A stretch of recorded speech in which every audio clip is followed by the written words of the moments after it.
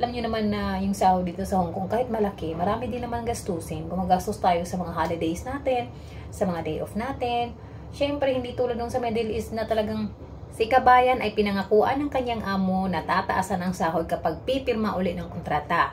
At kapag nakatatlong kontrata na siya sa kanyang amo, ay bibigyan siya ng kanyang LS, ng long service. Pumirma ngayon ulit ng kanyang kontrata dahil sa pangako na mag-i-increase ang sahod.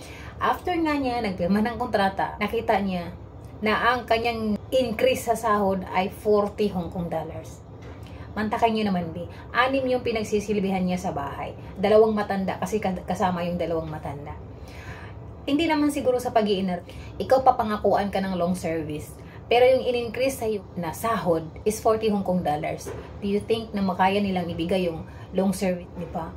So, doon pa lang nga sa increase, mag-isip-isip ka na. At least, di ba, nag-increase talaga. Pero, okay, grabe naman yun, oy.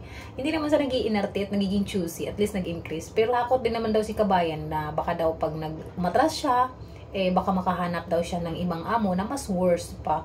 So, para sa akin, hindi naman talaga natin malalaman kung hindi natin susubukan, di ba? Nasa sa atin pa rin naman yan. Depende na rin yan sa atin kung tatanggapin natin yung ganong offer or magpupurso tayo doon sa kung anong nasa puso natin. Kasi tayo pa rin naman ang magde-decide. Pero para sa akin, mga may, yung ganong klase na kasama mo yung 2 matanda, mag-asawa, yung couple, tapos may anak, ganyan. Parang para sa akin hindi naman sa naliliitan. Grabe naman, hindi man lang ginawang 100, 200. Hindi naman sa nag-iinarte, pero may karapatan din naman tayo sa sarili natin na, alam niyo, mag-choose, 'di ba? Hindi naman sa pagiging choosy, pero yun na rin yun. Ang dami kasi mga mabait din naman na amo dito, mga may, hindi naman lang kayo 1, 2, 3, makakapili ka naman.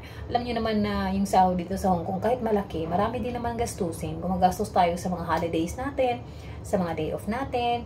Siyempre, hindi tulad nung sa Middle East na talagang libre pati yung mga pang-personal natin na hygiene. Dito kasi atin, hindi yun cargo ng mga employer unless na lang kung napaka-generous ng mga employer natin.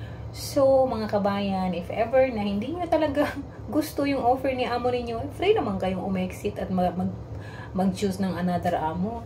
Mag-isip-isip mga kabayan kung ano talaga mga gusto ninyo sa buhay. That's all.